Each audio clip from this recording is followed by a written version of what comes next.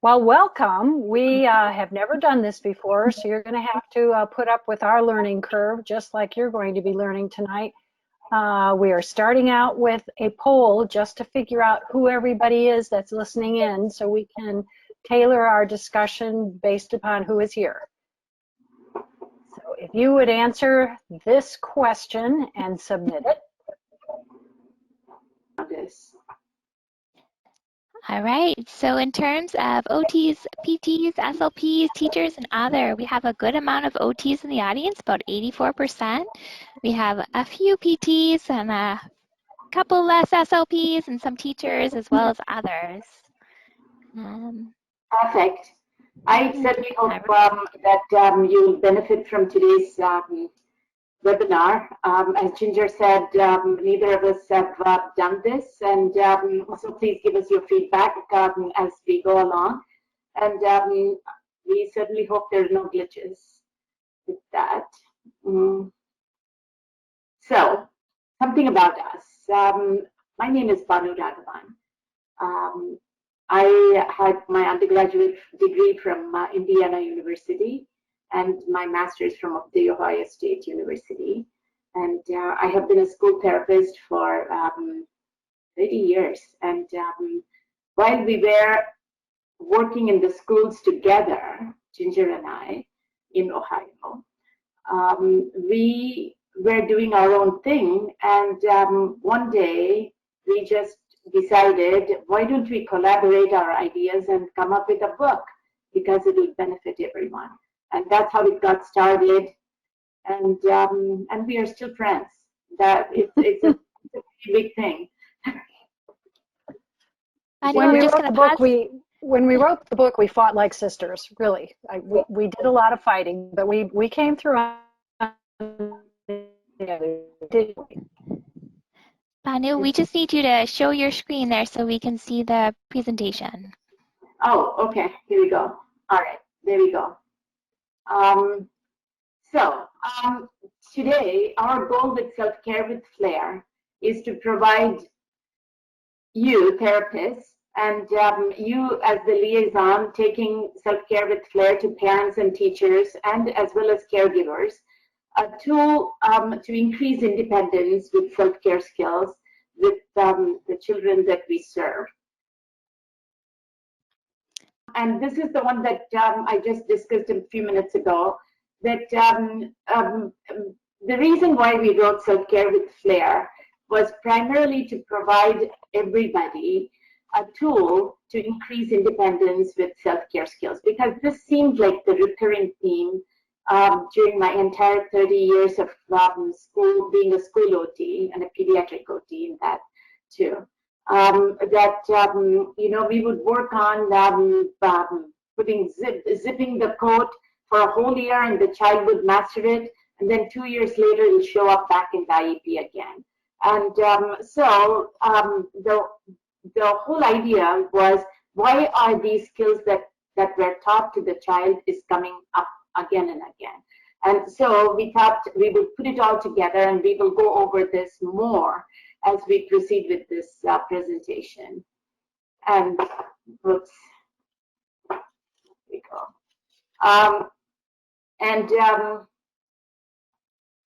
So today, these are our goals for you, to be able to use a consistent method for teaching self-care skill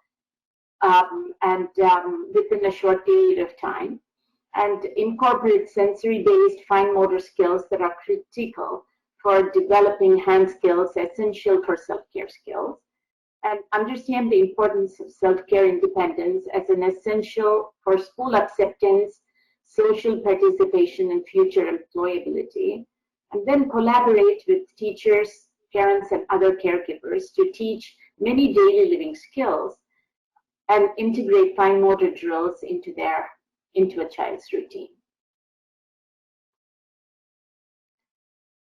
And through our presentation, our intention is to make you believe that independence with self-care skills is critical for self-esteem. I've seen this throughout. Once a child attains mastery, the self-esteem just jacks up. And so it is such an important feeling that, that we should give through self-care independence. And a uniform approach is crucial for consistency, generalization, and mastery and retention of self-care skills. And we, again and again, while we were in school as well as in our professional, areas, we have we've always focused on balance. Prioritizing self-care independence is critical for establishing this balance. So, we in schools, the focus is becoming more and more with handwriting and fine motor development, but I think self-care independence should be equally prioritized, because that is what makes the child be employable. And we have a unique space. We hold a very, very critical and unique place in caring for the child. We are right smack in the middle of home and school.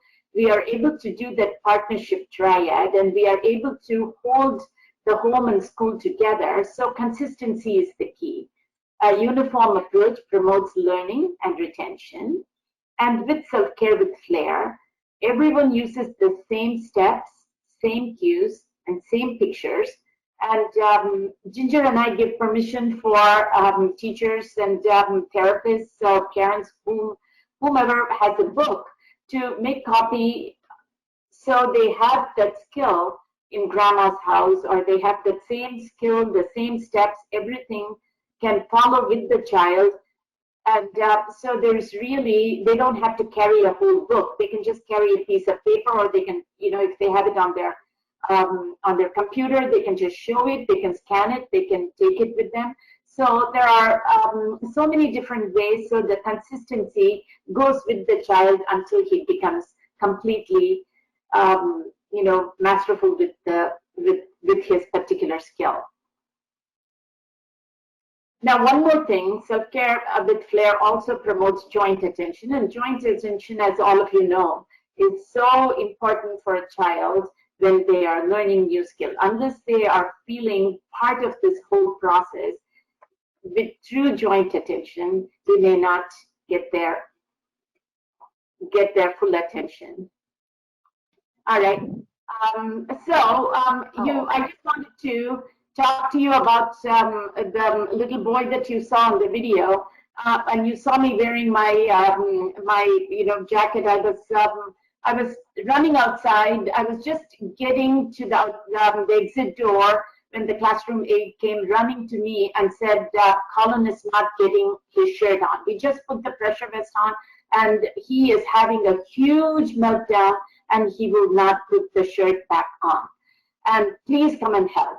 And luckily, I had self-care with Flair in my hand. I was just heading to another school with it. And so I opened the page to where, putting on a pullover shirt page. And so he just followed. I just showed him. And I said, you're going to do exactly what this boy on these pictures are doing. And he followed it. And that was the very first time I did it with him. And he put it on, and he was so excited about the whole process. So what these pictures and cues, what they do to the child is it teaches them that there are steps involved, and it's not the end of the world.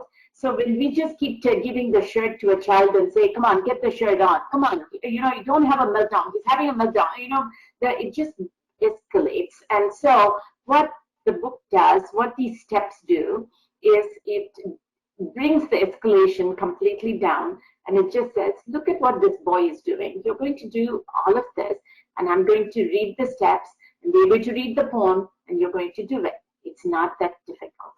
And so that's really what happened. It was spontaneous. He got it done, and it was so, and I was able to capture it on video, and that was the best part. And I think Bhanu, just if I could just interject, I think the way we formatted the dressing skills, it looks a lot like a visual schedule, which a lot of the children, especially children with autism, have already been exposed to. They know what a visual schedule is. They know steps. They know that do this, then this, then this. And that is what he was doing, is he was following it just like a visual schedule. Mm-hmm. And so now we are going to show you another video, and two little fellows, they are in kindergarten, and you're going to see a step-by-step breakdown. What is really cool is one of the, both the boys are readers. And so you would see them read as well. And it's just using the multisensory approach, visual, auditory, and kinesthetic. It just teaches them how to zip up their coat. So, and the rhymes, it just makes it easy for them because it just brings memories of like nursery rhymes. So they memorize it and they are able to do it. So you're going to see that in this upcoming video. Okay, I would just like to make a couple of comments about those videos.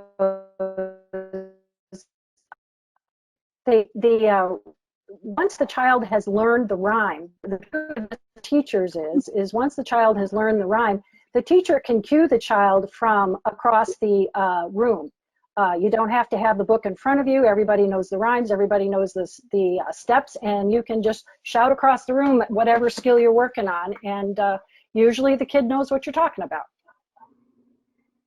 Okay, so go ahead, Bhanu. So what I was just going to apologize for the up and down in my volume. I'm like the one-man band.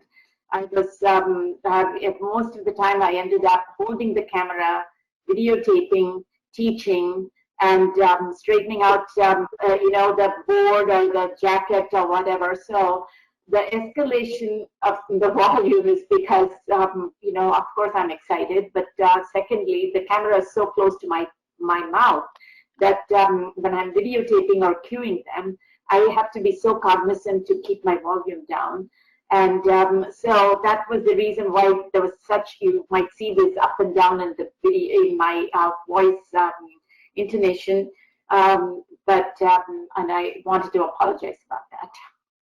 Well, and video cameras really are an OT's best friend. When we first got started with this, now people are carrying video cameras around in their pocket, but way back when we first got started, you had to sign the video camera out in the office and bring it down and take a video and then load it into the computer, and it's gotten so much easier that it just makes it even better. Okay, well, what I'm going to do is do a brief overview of how we've got self-care with Flair organized, so you can see exactly what you would get with it. Self-care with Flair is divided up into several chapters. We've got a dressing chapter, which covers 27 skills. We've got a grooming chapter, which covers 6 skills. We've got a toilet training chapter, which covers 10 skills. We've got eating, which covers 7 skills. And pretty much all of these skills are skills that not only get used in the home, but get used at school. I remember at an AOTA conference a few years ago, we had a student going through the book, and she's going, "Oh, but none of these skills have to do with school." And I just looked at her, I kind of went, what do you mean they don't have nothing to do with school? Of course the kids are going to the bathroom, the kids are putting on their coats, they're putting on, well, maybe she lives in Hawaii and they never wear coats, I don't know, but I was dumbfounded. Next slide, Bhanu. Okay, this is the table of contents, so to speak, for the dressing chapter. And hopefully y'all can see this pretty good, but it includes pants on, pants off, putting on a pullover shirt, removing a pullover shirt, putting on a button shirt, removing a button shirt, socks on and off, shoes on and off, and tying shoelaces. I swear, tying shoelaces, the kindergarten and first grade teachers really love that one. Coat on, the overhead method, the coat on, one arm at a time method, and coat off. There's mittens on and off, and there's gloves on and off. There's a hat on. We didn't bother with hat off. Everybody knows how to take a hat off. We've got buttoning and unbuttoning. We've got zipping. We've got snapping and unsnapping, and we've got buckling and unbuckling. Next slide.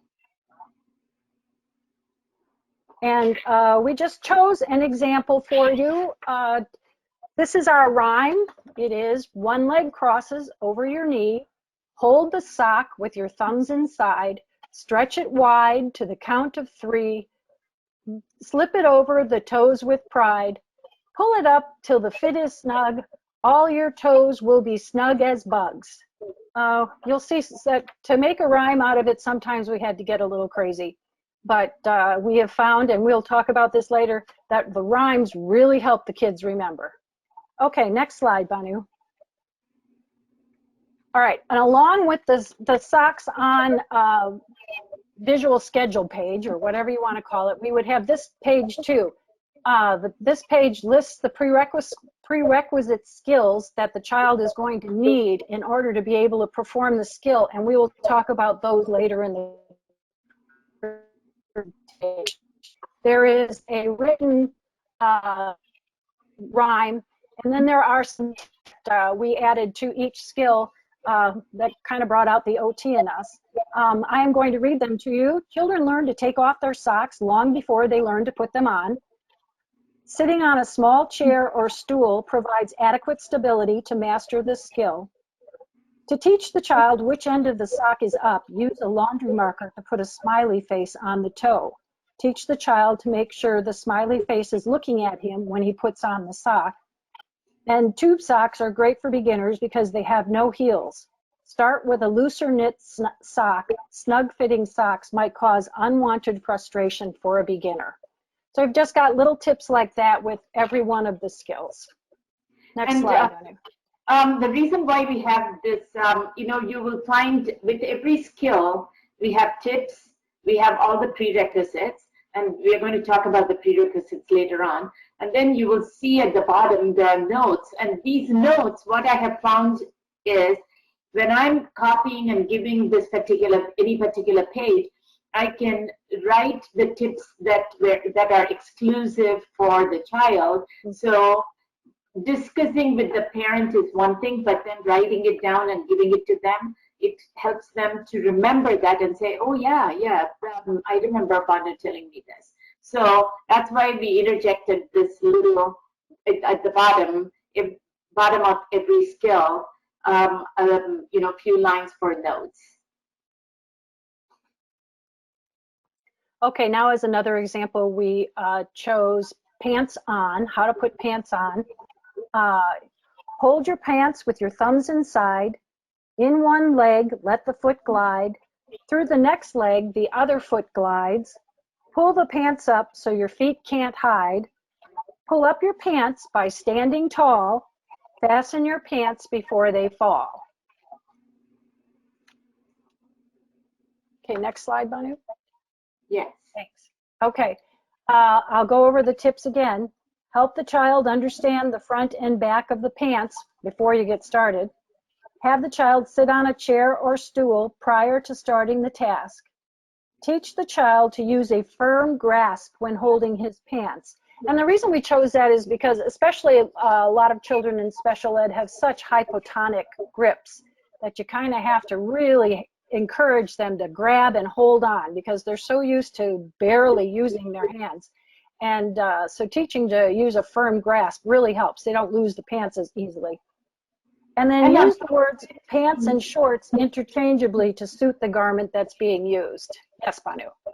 What I was going to say is, I'm sure lots of you have seen, many children continue to use the raking grasp versus using the thumb to oppose. So the firm grasp just teaches them that you cannot just be firm with your rake. You've got to be able to hold it with your thumb inside, and so you're gripping it. So lots of times I tell parents, once they hold, kind of squeeze their hands so they feel how good a grip feels, and so they begin to understand that a hypotonic grip is not going to do any good if they're going to really pull the pants up.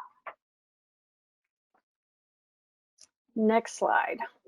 So in a presentation of this length, we obviously are not going to go over all 27 dressing skills, but you did see what they concluded. This is the table of contents page for the grooming skills, which includes wash and dry face, wash and dry hands, brushing teeth, flossing teeth, brushing long hair, and combing short hair. We didn't include some of the later skills, like I would call them the preteen skills, like showering and using deodorant, just because we needed to keep the book to a certain length. But maybe someday we'll get there. Okay, next example. Yes, wash and dry hands. Okay, the steps for wash and dry hands. Turn on the faucet, let the water flow. It's going to be wet, don't you know? With one finger, check the water twice. Not too hot, it must feel nice. Wet your hands and fingers too. Get some soap. Does it feel like goo? Rub to make the bubbles colored or white. Rinse the bubbles out of sight. Turn off the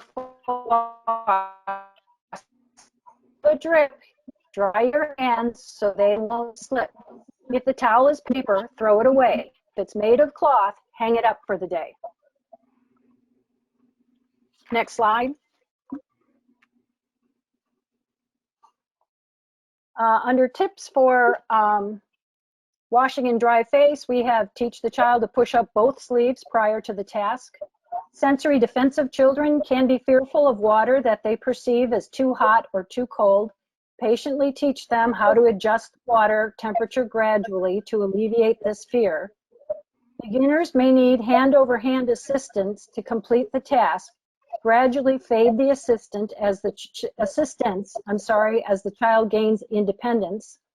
Soap suds can be made either on the washcloth or directly on the hands. Choose your favorite method. And then remind the child to stay away from the eyes with a soapy washcloth. Okay, so this slide obviously is old. We've got new tips under wash and dry face. Good. Next slide. So what I was going to interject with washing hands is it's so timely because with COVID around us, I think it has become such a necessity that the child should make washing and drying hands many become part of their lifestyle many times a day. So this particular slide video that you're going to see is the one that I made during the time I was doing teletherapy with kids, and just wanted to, it was COVID. We were, all I was doing was on Zoom to entire 8 hours a day, and so I decided I was going to do a video. So, so the children, what in our preschool, what the teacher was doing was every week they called Tuesday OT day, and whatever video I made, they would put it and talk about all the tips and all the skills that I put on their website for all students, not just for students that were getting OT, but for all children with special needs as well as those that were typically developing. So all my videos were put on our school, on our preschool website, for every teacher's website. And so that is what you're going to see. And so you're going to see me doing this video, which was just done like in April, seeing it. Okay, so you might wonder, what are the 10 skills? There are only 2 ways to toilet. 1 and 2, number 1, number 2. So you might wonder when we said there are 10 ways, if this comes up again and again, what do you mean by 10 different skills for toileting? So this is how the chapter looks. So urination voice, sitting on the toilet facing forward, and then urination voice standing at the toilet, and then urination voice sitting on the toilet facing the tank. And the facing the tank is the method that I used for my boys when I trained them. So I had to put it on because I felt so successful with it. And so, I mean, of course, if you're writing a book, why not put the method that was successful for you, right? So we put that on after much deliberation. And then urination, boys standing at the urinal at school. And then bowel movement, boys sitting on the toilet facing forward, as well as bowel movement for boys sitting, facing the tank. And then we have just two for girls, urination girls wearing pants, and bowel movement girls wearing pants. And then urination girls wearing a dress, and urination bowel movement girls wearing a dress. So we have 4 for girls and 6 for boys. Okay? And going on to the next slide. This is the soapbox slide. And our purpose in this one is just to talk with everybody about how important toileting is in school. And so many children, not just children with autism, children with all kinds of disabilities, of course, they're delayed in getting their toileting skills. And I think it is the one thing that keeps kids, not the one thing, but one of the major things that keeps kids from being accepted at school.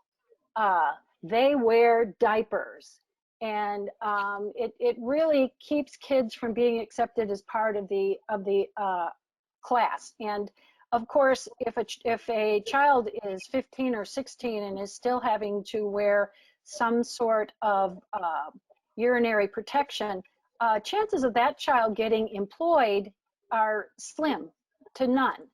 And so toileting, of course, is something that really should be worked on quickly, and is so important for a child's self-esteem and acceptance at school. Enough of our soapbox. What's the next slide, Bhanu? The next slide. We've done this presentation a few times. She just has to tell me what's on it, and then I know what to say. Okay, continuing on with our soapbox, it's adaptable to different environments. So, and it can be personalized. That is where I wanted to tell you quickly about the story of one of my students by the name Ben. Ben was having lots of success in school, and he was toileting, but at home, he had a huge meltdown. He would not do anything at home. As soon as he went home, he insisted or threw a tantrum until his mom brought the diaper, and he wore the diaper. And so it became a big ordeal, because in school, all he would do is to take the picture from his schedule, go to the bathroom, and he would have this, I had taken parents' permission and personalized the method that worked for him. And, I took pictures of him sitting on the potty, and, the whole sequence. And it was not really shown to anybody. When he went to the bathroom, he knew exactly where it was. He would pull out his picture, and he would take it, he would follow the steps, and he would go on. And so I had to go to their home, take pictures of Ben sitting on his potty, and doing all the things, all the steps. And I had to keep saying, Ben, this is just like school. You did this in school. Show me how you're doing it in this party at home. And made like a visual schedule. Voila, he got it.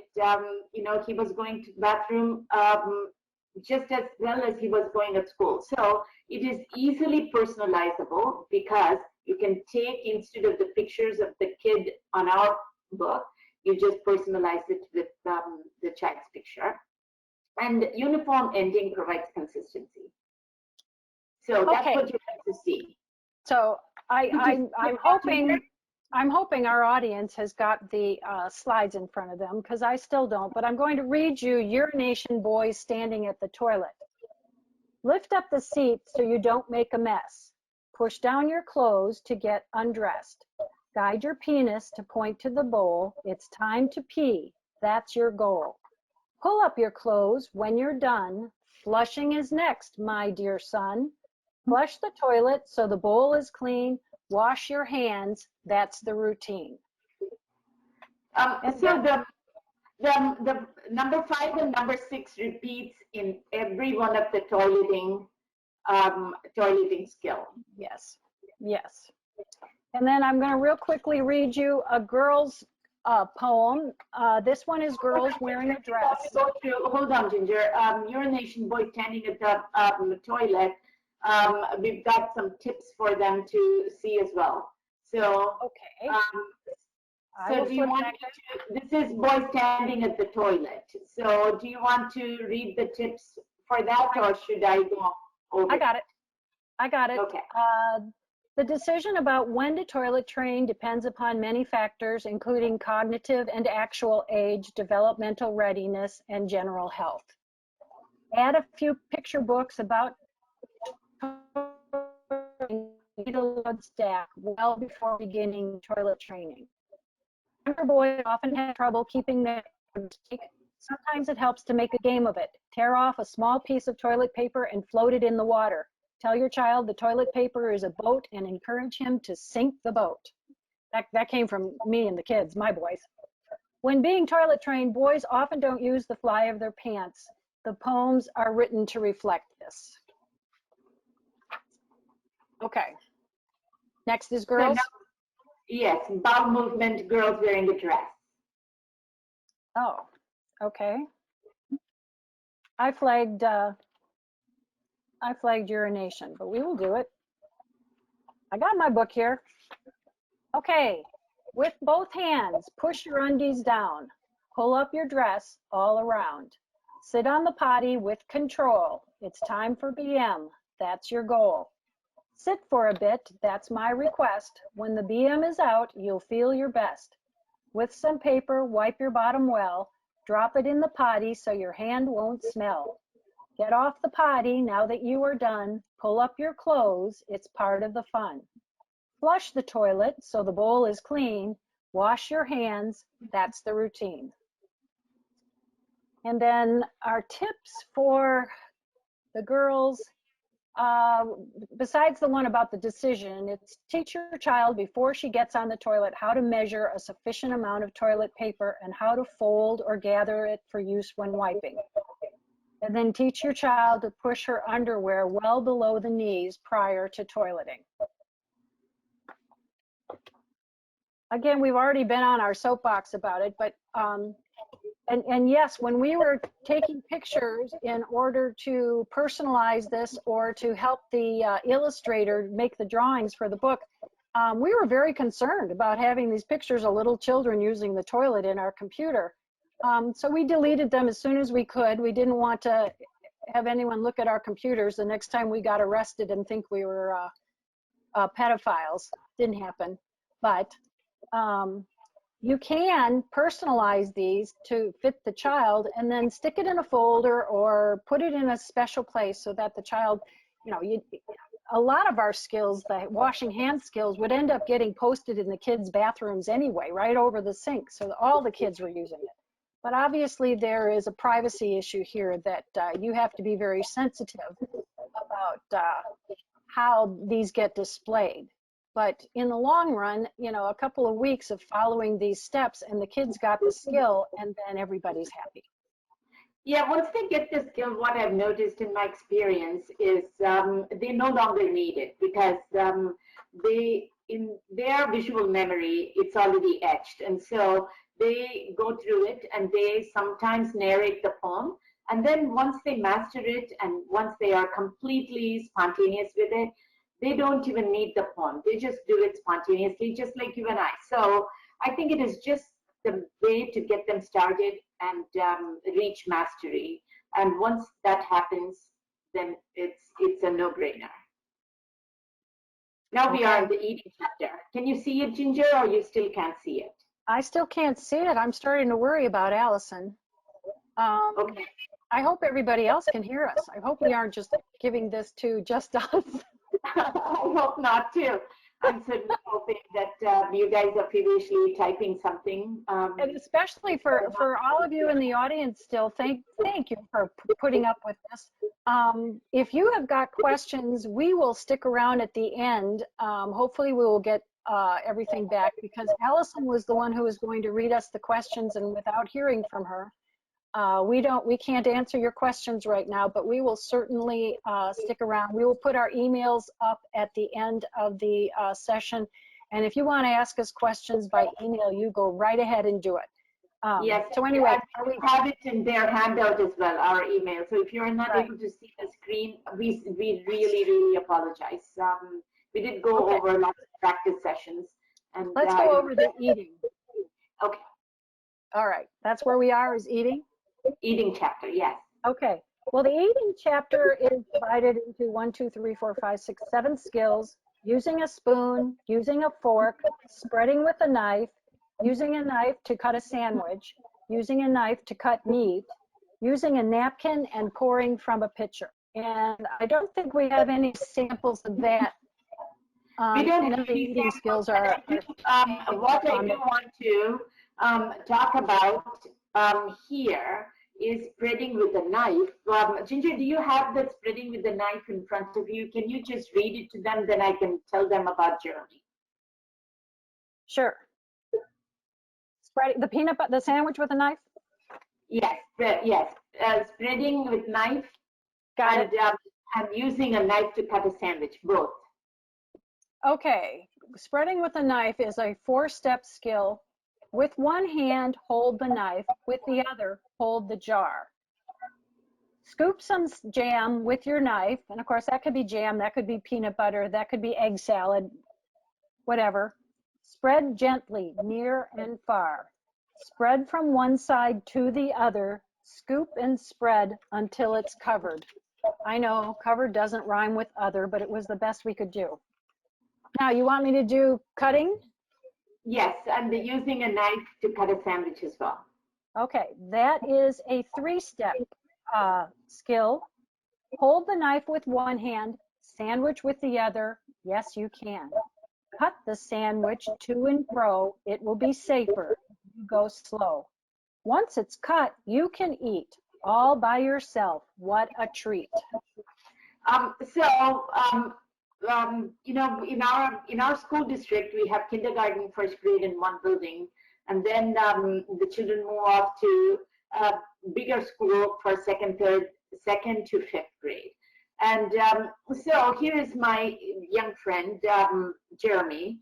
He just started eating, very finicky, very picky eater. He would not, his mother had to puree all the foods to make a soup for him because that's all he was consuming. He wouldn't even eat cereal for the longest time. And so by towards the end of his 1st grade, we had mastered eating cereal. We had mastered biting into a sandwich. And that, mind you, was only peanut butter and jelly, nothing else. And so with all this, we had a huge fanfare, and we sent him off. Summer came. He went home. He practiced eating sandwich. So he's all prepared for 2nd grade. And then comes 2nd grade, and he goes into this new school. And I get this frantic phone call followed by several emails from his receiving teacher who said, at lunchtime, Jeremy is literally bearing the peanut butter and jelly. And she said, we are trying to get the sticky out of him. We are not able to do it. It is all over him, and he is having a meltdown every afternoon after lunch. So I was beckoned to come. So what I ended up doing was, on my way to the school, I picked up a loaf of bread. I took some plastic knives and some pretend, some jam, and went there.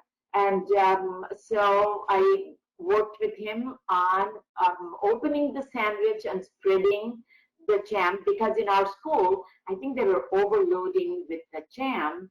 And so when he took a bite, the jam just came all the way down his elbow.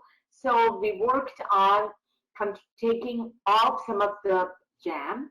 And then we also worked with him, I worked with him on using a knife to cut a sandwich. So they did not cut the sandwich at school. They gave him the whole square bread.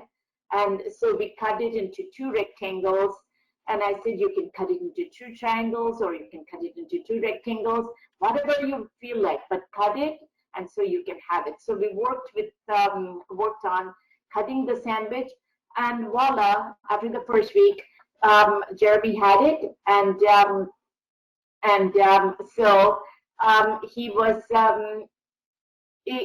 cutting it, and he was having a very successful time. So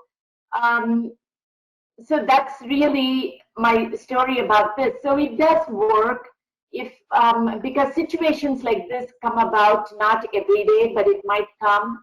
And so thank God for self-care with Flair. I could just run off with the book, and mind you, neither Ginger nor I have all these rhymes by heart. Although we wrote it, we still have to refer to it and kind of, you know, personalize it for the kids. So we have a couple questions in the chat box here. So the first question is, how do you differentiate between students who need more practice with self-care versus students who need direct OT intervention? That's a great question. So yes. Well, the first question is the team makes that decision. Yes.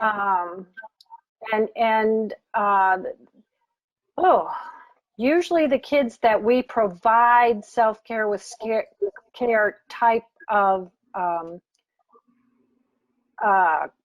materials to are the kids that are on IEPs that have self-care on their IEPs.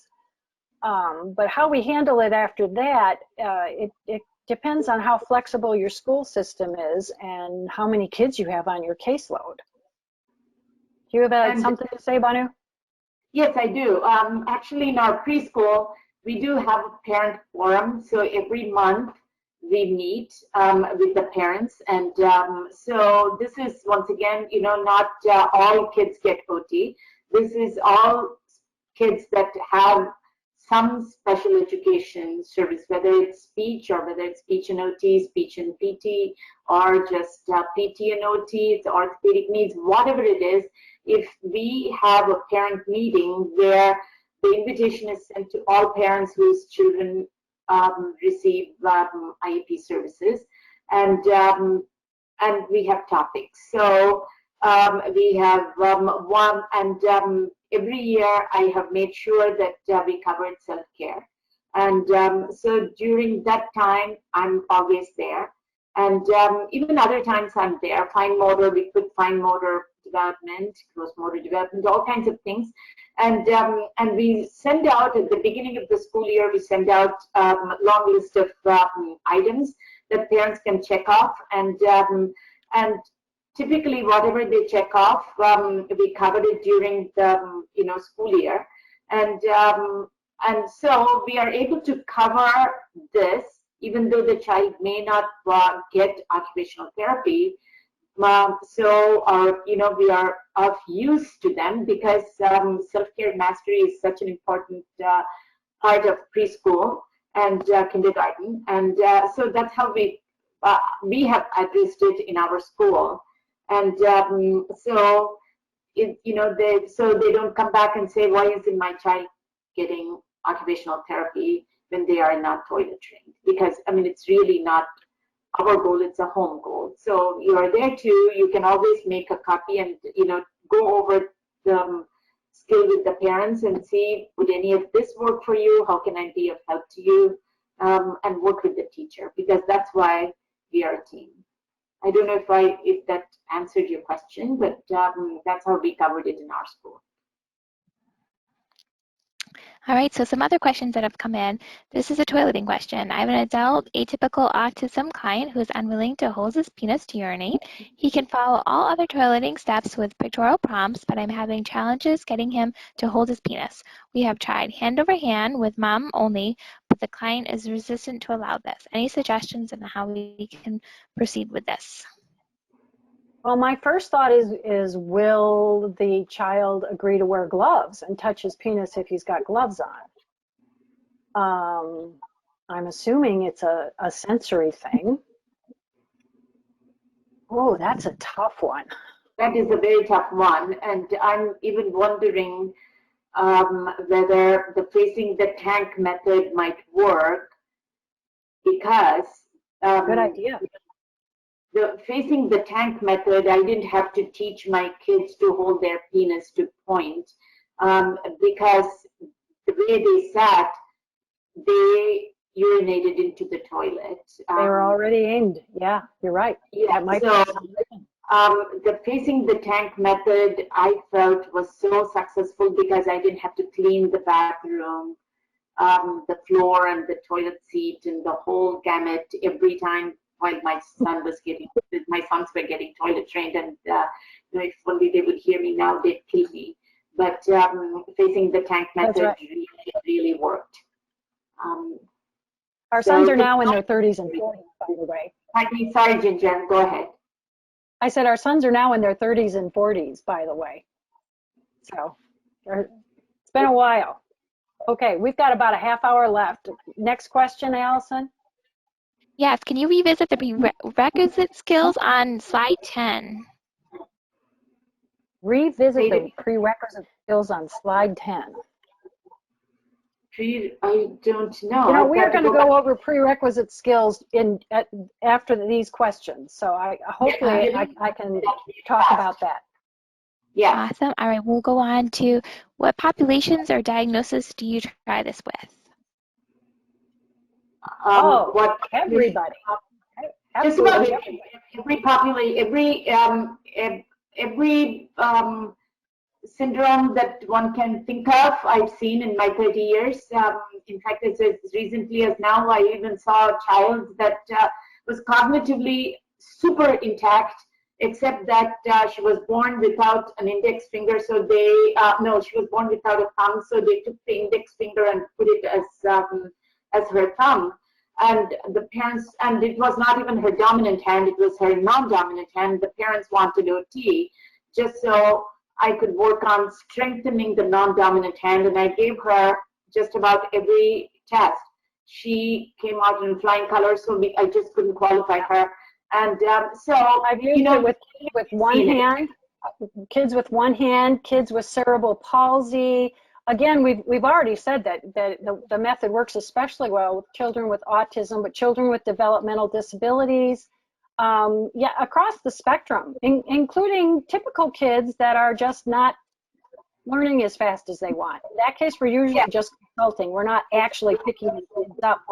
We're handing copies of the desired skill to the teachers and saying, have at it, and the parent. We're also handing the copies to the parent. And the thing is, because of that spin-off from we started in one of three schools. I started a shoe time club with the teacher and the PTO paid volunteers, and so we had, and you're going to see our shortened form of shoe tying in the upcoming slides, and that worked perfectly for typical kids to learn shoe tying within a matter of 2 weeks. So we're going to see that. Anything else, Allison? Yeah, I think we just have two more questions if we can go quickly. One person is having some kind of a difficulty wrapping her head around how to get pictures of toileting. So are you taking pictures on cell phones and printing them directly on a work computer? She's kind of worried about that kind of process. Yes, so always get permission from parents, and always keep the parent by your side when you are taking pictures. And I'm always taking side pictures. I never do any front pictures. And the whole idea is to make sure that the child is, following these steps, and then not show, if you are going to teach them, point the penis, not show their head, but just show a little bit of the body part, but parents helping the child. So that really, parents have to be there, parents have to give permission, and they have to sign off on the permission, and they have to be present. So we are covering all bases. And there's blurring technology on most cell phones now, so you can blur the face if you really need to. All right, and then just a couple questions from couple different viewers on the populations that you're using this. So working with moderate to severe autism, working with kids with visual impairment, and kids who can only follow one-step directions. Is it working for those populations? We are going to show a video of a child who's pretty significantly autistic, and his mode of learning was primarily, I think, kinesthetic. And so you're going to see, what I was doing with socks on, for a child that was just using one particular mode. So there are, different methods that we can use, but not focus so much on the rhyme, but focus more on the skill. So we'll when we get to that, I'll point out. All right, let's move on, and we can kind of cue these for the end of the session. Okay. All right, so this is perfect timing. So you're going to meet two students. Sebastian. Sebastian is the child who is pretty significantly, autistic. His learning style appears to be primarily kinesthetic. So you're going to see him learning to put his socks on, and consistency with the auditory cues is beginning to make sense to him because, I was doing a lot of hand over hand. And then you're going to concurrently, right after that, you're going to see Justin, and he incorporates both all visual, auditory, and kinesthetic cues very effectively and immersing himself with the rhyme. So you're going to see Justin was also a reader, and he knew how to browse Google and YouTube. So he was also crazy about Disney. So you're going to be entertained by Justin quite a bit as he's learning to tie his shoes. So we are moving on to our videos, but pay specific attention to Sebastian, who is significantly autistic. All right. So partnership triad. I don't know how we are doing with time. 10 minutes. So I'm just going to go. We've already covered this. The consistency is a key, and the uniform approach. So when you are teaching, make sure that the school, the teachers, the aides, and the parents are all part of this partnership. So everybody is using the same cue, the same uniform approach to teaching. And teacher-parent partnership, I'm just wondering whether we should go over some of these videos now, or Ginger, should we go over to the prerequisites? We should move ahead. I think we should move ahead, Bhanu. All right, so I'm going to hear that. So we are just going to kind of, if we have time, we'll come back to these videos later on. But right now, we are just going to skip that. And just a little soapbox on this teaming for success. Teacher, parent, and therapist partnership is absolutely crucial if you want to really make a difference with self-care skills with the child. And informal meetings, I meet with parents that are showing interest as often as they want. Whenever I have my planning time, I do give my time to them. And then parent-teacher conference, I make it a point to ask them, are they having success with self-care skills? What are they having difficulty with? And then IEP meetings. And then, because of COVID, virtual therapy sessions have really forced this parent-therapist partnership quite a bit. And so I've been able to cover quite a bit. And I posted all the videos of self-care skills in your handout. So you will see all the things that I did for the parents during this COVID teletherapy season. So Ginger is going to cover the prerequisites, fine motor, which is the last chapter in our book.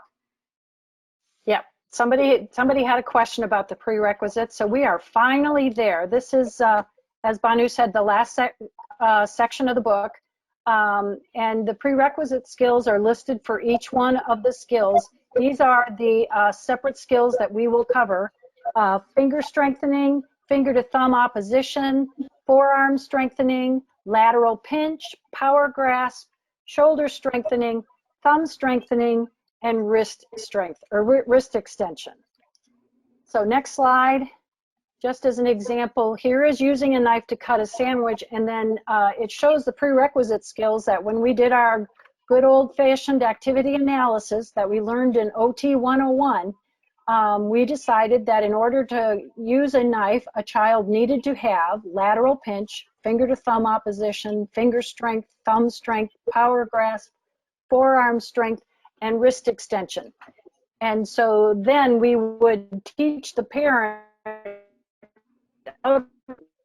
the suggested activities we have in the back of the book. Next slide, Bhanu. Okay, so these are a few of the suggested activities for lateral pinch. Okay, one is locks and keys. Gather locks and keys of varying sizes and styles. Let the child sort and insert the keys to open the locks. Combination locks also can help to strengthen lateral pinch. Just a lot of the teachers will just get a basket and keep a basket of locks and keys in their classroom for the children to play with. We also suggested spring-loaded clips, and we suggested popping bubble wrap as different ways of using that lateral pinch. All the activities have 5 skills or 5 suggested activities, and this, of course, is where OTs shine. We all have all kinds of ideas on how to develop these skills using the toys that we have at hand. Next slide. And when we started, Ginger and I had like 12 or 15, and we had to narrow it down to 5. Yeah, we did. We did. We wanted to put them all in. Okay, as another example of the skills, we've got finger to thumb opposition. And for those of you who are not OTs, finger to thumb opposition is this motion right here. Okay, and the activities that we suggested that help to develop this are sorting buttons. You could also sort coins or pennies, picking them up with a pinch. Give the child a collection of buttons of varying sizes and colors. Have the child sort them according to size, color, or however you want to establish the game. We also suggested lacing board activities. Increase the challenge by choosing complex cards or teaching the child different stitches. Stringing beads. Have the child string beads of different sizes. If your child finds this difficult, stringing beads on a pipe cleaner can be easier. So we have got a bunch of those at the in the last chapter of the book, and a quick peek at self-care with Flair. Yeah, wanted you to just hold it up. There it is, along with all my little tags. Yep, go ahead and show, Ginger. Ta-da! It's only this thick, not very big. Of course, it opens flat. You're going to open some pages and show them? Oh, I guess.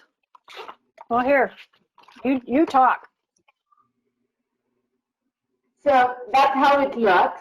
And then in the initial part of the book is where we talk about forward chaining, backward chaining methods. And so if you're familiar with it, you know what I'm talking about. If you are not, then it just gives another option to make the learning very successful using forward chaining and backward chaining methods. And also we talk about, the initial pages, we do talk about how we came about this and how some of these methods work and how repetition works and these kind of things. So, it does, it is, if you're an OT, you're familiar with it, but if you're a parent or teacher, this might be very beneficial. Next slide. Additional resources, school OTs and private OTs. So, your child's, look at your child's toys, sort them out according to skill that you want to develop. And based on all this prerequisite skills that we are requesting, we are suggesting for that particular skill, and then some of the fine motor links. We put some of these links that I have used during my teletherapy session as well as other times. So I'm sure lots of you that are computer savvy. I'm sure there are hundreds and hundreds of links these days that you can literally benefit from. And then these are some of the videos that I produced during this COVID season. So you're welcome to use it. They're all on YouTube and it's all public view. And you're welcome to use it if you're going into teletherapy again this coming season. by all means, feel free to use any of my videos. And so links to hand washing, what I did with some of my parents when I sent my newsletter along with my video is just kind of made it more fun. Some of the French YouTube video from Germany, from England, from Asia, from USA. So all these videos just to make it more exciting for kids when they go to wash their hands, so they can see what other kids are doing and how other languages are sounding. So questions or comments we can go over now, or we can just cover the slides and we can at the end go over all these with you because of want of time. Ginger, is that okay with you? We have just a few more slides. So just to kind of, talking about self-care with Flair, it is very tweakable. You can use it to personalize it with pictures, and you can tweak the words, you can tweak the poem, you can do anything, adapt the rhyme as needed. And so just to show you what I did with a child called Dylan, he was born, he had a particular syndrome that he was just born with his forearm on the right side, and he had full use of the left hand. So with both hands, so I had to change some of the wordings in this. So instead of saying with both hands, push the pants down, I had to say with your hand, push the pants down. And in the same way, push your undies down. So I had to kind of, change some of the wordings. As you can see, I've erased, and that's why the copy is not all that good.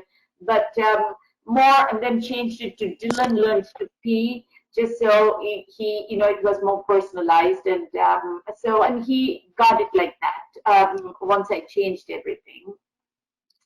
And this is a child with hemiplegia, cerebral palsy, and when she was in preschool, her grandmother said she's just not putting on the shirt, and she said every day it's a struggle to get her in the bus, and she said she should be doing it, and she was talking, she was the most social child, cognition was not a problem, so this is what I ended up doing, taking picture of her doing this. Grandma was with me when they did all this, and then I sent it home. It was not even happening at school, and she got it and was ready. The following week, she was totally independent. So we have posted some of these toilet training resources that I typically give it to parents, and so you can look at some of these training videos. But we particularly, Ginger and I, love some of these YouTube videos that are posted by parents of a young girl who is severely autistic. Her father talks about how he trained her. And so some of these links are really good. So watch them if you are you're dealing with toileting issues with your students. And and then there are some social stories, visual schedule, how to, so any of these links might be helpful to you.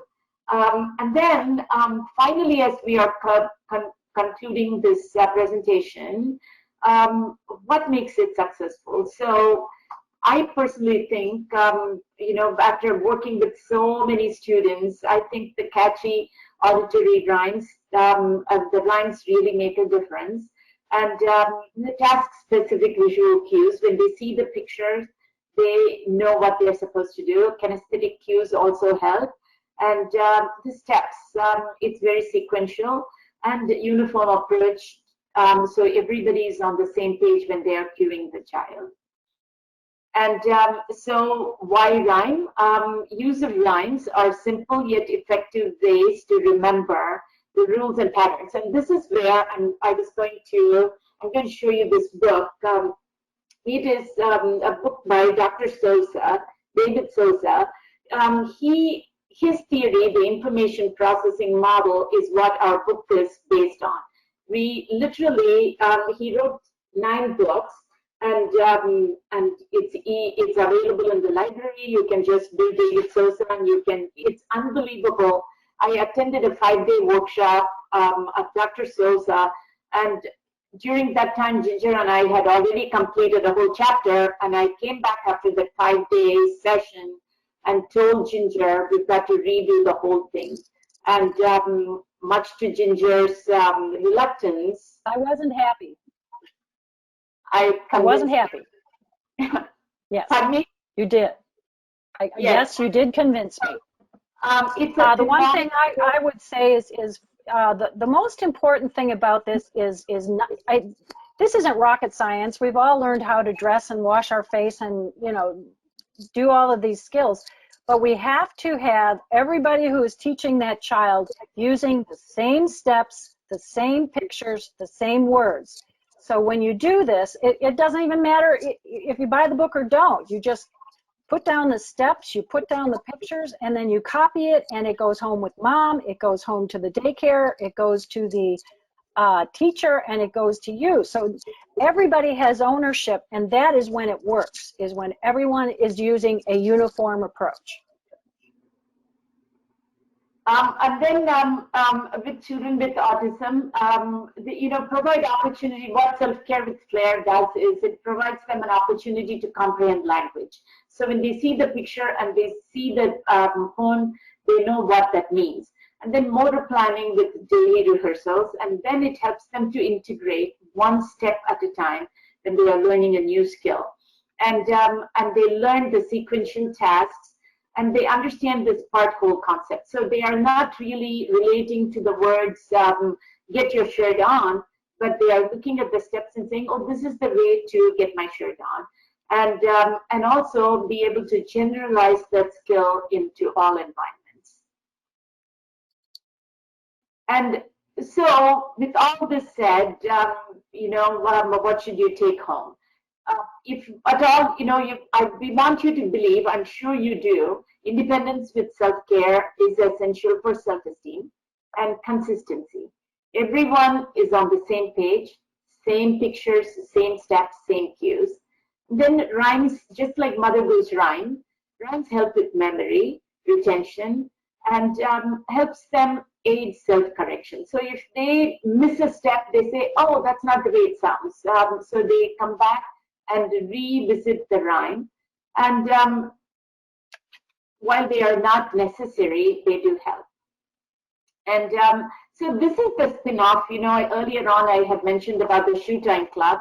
So we took the poem, and Ginger and I condensed it to 9 steps and made it a lot easier for a typical child who's learning to tie shoelaces. So I've even given this to every one of my grandkids. So they all have it on their refrigerator while they are learning, and then God knows what happens to it. So it comes in a poster form. It is available through Therapro. And so I'm just going to quickly read this. Steady your foot to see your shoe. Pull the laces to tighten your shoe. Cross the laces left and right. Hold in the middle. Firm and tight. Pull the top lace under and through. Pull them tight. There's more to do. Make the first loop with the right lace. Wrap with the other around the base. To make the second loop, push the lace through. Pull the loops tight. You've tied your shoe. So it's pretty easy. Kids get it. And so this is the spin-off, and it is, as I said, the poster is available in Therapro catalog. And this is our email, Ginger's and mine, and then please do visit selfcarewithflair.com, our page. So this is some of these quotes really they are very favorite, and so it kind of kept us going while we were writing the book.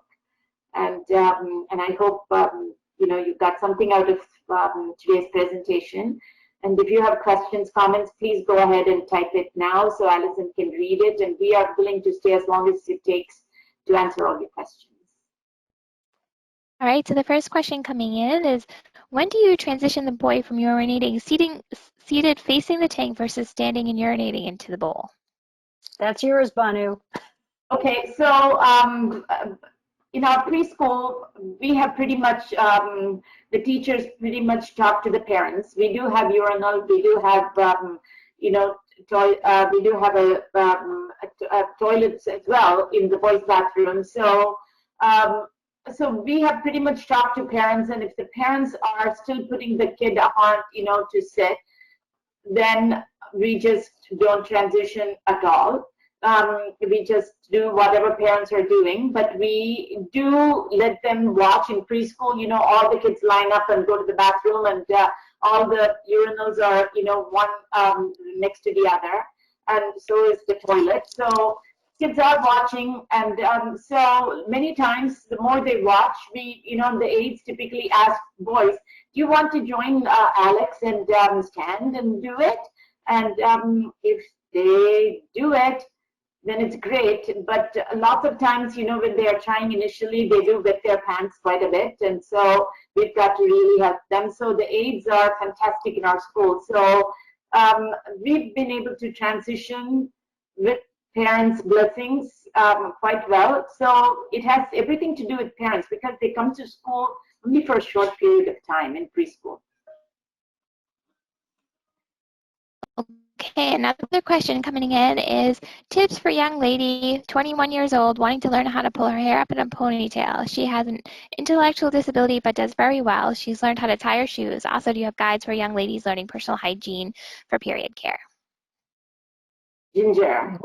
We don't, but I can recommend an author. Her name is Kelly Mahler. I believe it's spelled Mahler, because we had always said that adolescent self-care skills were going to be the next thing we did, and we never got around to doing it. But I would look up some of Kelly Mahler's stuff. She's an OT, and I think she's publishing through First Horizons.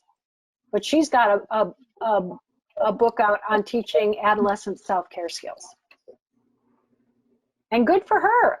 Especially if you need to work on doing a ponytail, this might be your chance to figure out your own rhyme and take pictures and do your activity analysis and come up with the steps and put it all together. Mm-hmm. And a viewer suggested the book Taking Care of Myself has a topic on period care. Thank you, T, for sharing that. All right, and how can you get children to wash and wipe properly? Well, my first thought is, using the skills in the book help. Obviously, posting the skills in the bathroom where the child is doing these skills the most helps. It all fits on a 9.5 by 11 sheet of paper, so it's easy to print off and put it almost anywhere.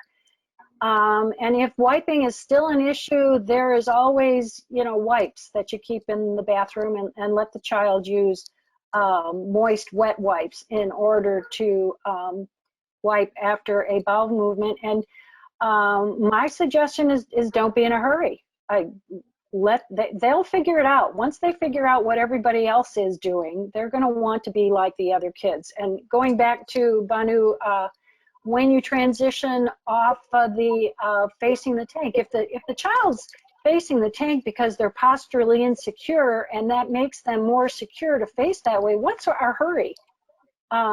Eventually developmentally they will get to the point where they won't be so frightened of sitting on the toilet, and let them do it that way until they tell you they're ready. There was actually one teacher, that's exactly what she literally trained every student that came her way, and it was multi-disabled, classroom, and, a classroom for multi-disabled children. And so just like Ginger said, she said, time is not a problem. Self-care is the most important thing to do. So she took the time to train every student, work on every skill they needed, because she said that is the priority at this time. So I think that is what the child needs to know, that we are not in any hurry. Let's do it slowly. And so kind of, you have to just keep talking about it over and over and over again with teachers and parents. Thank you very much. Thank you. Bye, everybody. Bye. Have a good night.